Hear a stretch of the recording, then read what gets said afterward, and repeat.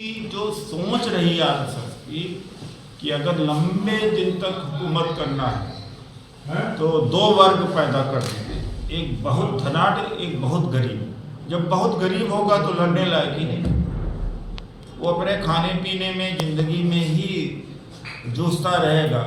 वो सत्ता परिवर्तन की बात ही नहीं सोचेगा, चुनाव के दौरान चकाचौंध में आ जाएगा और उसको भ्रष्ट किया जा सकता है, लोभ लालच किया जा सकता है। इसी ट्रैक पर यह सरकार चल रही है। ये लंबा दिन इस स्तर पर चला है, देश को विकसित करके नहीं चला है। बड़े पूंजी पैदा करके इन्होंने 23 करोड़ और गरीबों की संख्या बढ़ाई है। शर्म आनी चाहिए कि जब ये कहते हैं कि भारत विश्व गुरु है और दूसरी तरीके से यह भी कहते हैं कि 80 करोड़ को राशन हम दे रहे हैं। शर्म आनी चाहिए। या तो वो सही है या तो ये सही है, या वो गलत है या भारत की अर्थव्यवस्था तेज रफ्तार की गति से बढ़ रही है, या तो वो सही है या सही है, कुछ तो सही है। तो इस तरह से जो शोषण हो रहा है उस आधार पर।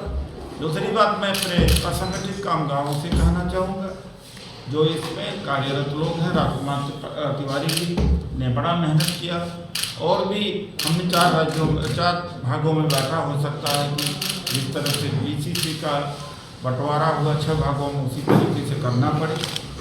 तो अभी तो शुरुआत हुई, हमने शुरुआत उत्तर प्रदेश में किया नहीं है। 1-2 बार बीच में आया, क्योंकि जब मुझे जिम्मेदारी दी गई थी तो उस समय चुनाव के मुद्रा में प्रदेश आता।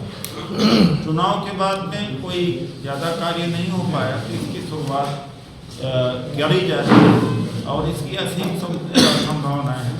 अगर हम इसी को संगठित करते हैं तो ये जो तानाशाही की सरकार है इसको उखाड़ के फेंका जा सकता है। उसके बाद निर्माण क्षेत्र में है, उसके बाद में आपका जो रिटेलर्स हैं, रेहड़ी पट्टी वाले हैं, अब तो सर्विस सेक्टर में Amazon, Swiggy, Zomato, in service sector में बढ़ते चले जा रहे। सिक्योरिटी में हैं, ड्राइवर हैं, कंडक्टर हैं, दस्तकार में बढ़ई और दर्जी, कारपेंटर, लोहार, इलेक्ट्रीशियन, ये सब दस्तकार में आए। तो इतना बड़ा सेक्टर देश में 96 करोड़, करीब 96 करोड़ वोटर्स हैं, उसमें से 45 करोड़ संख्या संगठित कामगारों की है।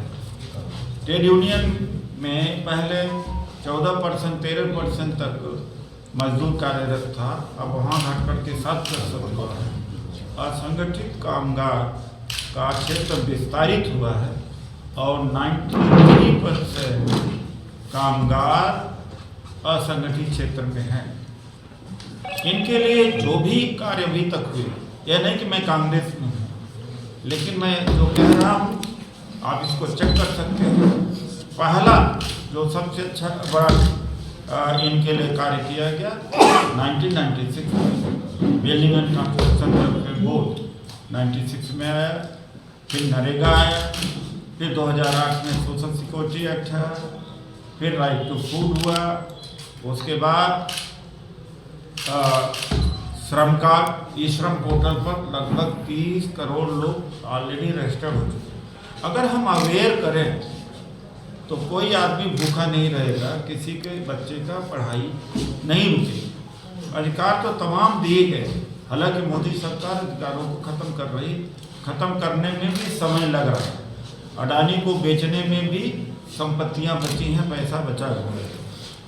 और तमाम आंगनबाड़ी का सेक्टर है और आशा वर्कर का सेक्टर है। सोशल सेक्टर में इस बार बड़ी कटौती हुई पैसे। भारतीय जनता पिछड़ा वर्ग ही नहीं, उनका इतना महीन कार्य है कि पिछले विधानसभा में 7 अनुसूचित जातियों का एक ऐसा सिस्टम उन्होंने डेवलप किया था कि नीचे से ऊपर से लेकर नीचे तक, धोती हो, खटीक हो, पासी हो, वाल्मीकि, उन जातियों को पूरा पिरामिडल स्ट्रक्चर। वो कहते हैं कि हम सारे हिंदू एक हैं, वो कहते हैं हम सबको लेके चलते। जितना जाति का महीन ताना बाना वो करते, सपा बीएसपी नहीं कर पाती, ये कहते जरूर है। मैं खुद रहा उस पार्टी में। अगर मान लीजिए कोई धोबी समाज का व्यक्ति चुनाव लड़ रहा, तो हरियाणा से या दिल्ली से भी धोबी खोजेंगे कि उसी जाति का वहाँ आदमी पहुँचा देंगे उस जाति में। वो इतना महीन काम करते, लेकिन आरोप लगाएंगे दूसरे के ऊपर। यहाँ जब मोदी जी के ऊपर कोई हमला होता तो देश के ऊपर, अरे अडानी के ऊपर हमला हो रहा तो मोदी के ऊपर, अरे मोदी देश है। बीजेपी की आलोचना हो रही है तो देश के खिलाफ हो रहा है। ये अजीब सी स्थिति बन गई। अरे बीजेपी की आलोचना, मोदी जी की आलोचना, देश की आलोचना, देश से क्या लेना देना, वो देश है अपने आप में। इस तरह से नरेटिव यहाँ पर मीडिया ने बनाया जो, लेकिन कांग्रेस 85-15 का कभी नहीं किया था और सबको लेके चली थी, और जब ये देश बन पाया। लेकिन सबसे ज़्यादा कांग्रेस ने सोशल जस्टिस का काम किया, लेकिन कई दशक से हमारी कमजोरी रही कि हमने सबके लिए काम किया। जो 1585 वाले हैं, इन्होंने 1585 कहा किया जरूर, लेकिन जब इनकी सरकारें साझा बनी तो 1585 के लिए कभी कुछ नहीं किया। लेकिन हम कह नहीं पाए, हम कम्युनिकेट नहीं कर पाए, अभी भी कम्युनिकेट नहीं कर पाए। सोशल जस्टिस का काम जो कांग्रेस ने किया कोई कर ही नहीं सकता। मैं बहुजन समाज पार्टी के द्वारा एक भी लैंडमार्क कोई कानून हो तो बता दें, भूमि सुधार का, या आप 20 सूत्री कार्यक्रम के तहत जो ज़मीनें मिली, स्कॉलरशिप मिला, बच्चे पढ़े, हॉस्टल की फैसिलिटी हुई, पेट्रोल पंप में कोटा, गैस के में कोटा, और पहले मिट्टी का तेल का जो लाइसेंस होता था बड़ा महत्व होता, उसमें अनाज बांटने का, उसमें स्पेशल कंपोनेंट, ये सब, या बुनकरों का सुविधाएं कांग्रेस ने किया सब कुछ।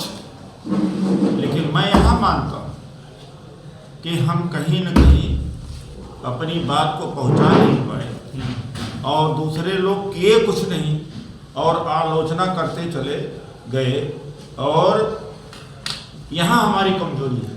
वरना 1585 वाला बता दें, अभी 2011 में यहाँ पर नागराज का केस जिसको मैं लड़ा था, हाई कोर्ट में अदम पैरवी में, उस समय मायावती जो मुख्यमंत्री थी, मुकदमा हारी, जबकि उधर अशोक गहलोत जी की सरकार, नीतीश कुमार ने एक खाना पूर्ति करना था आरक्षण के संबंध में, और हाई कोर्ट को उन्होंने जवाब दे दिया था। वहाँ तो चालू रहा।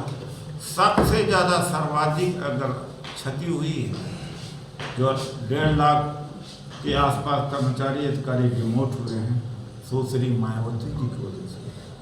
और डिमोशन किसने किया है? अखिलेश जी की सरकार ने किया है। तो 85 वाले ही तो प्रभावित हुए। तो कांग्रेस सबको सामने सबको दिया, सबको साथ देती है। पिछड़ा वर्ग